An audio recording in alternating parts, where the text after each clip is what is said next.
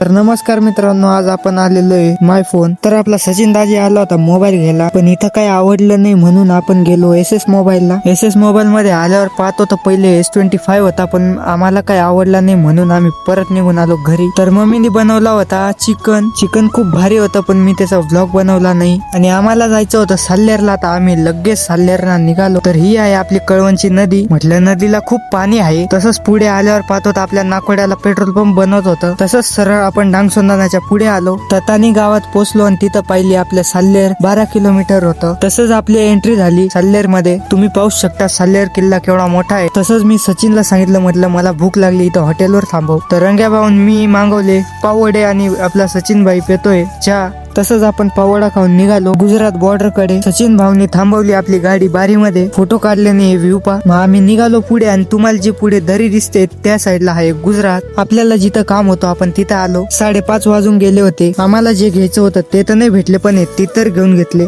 तसंच मग आपल्याला रात्र झाली होती म्हणून आपण डायरेक्ट घरी आलो. तर चला मग आजचा व्लॉग आपण इथंच संपू. लाईक आणि सबस्क्राईब करून जा. Bye bye.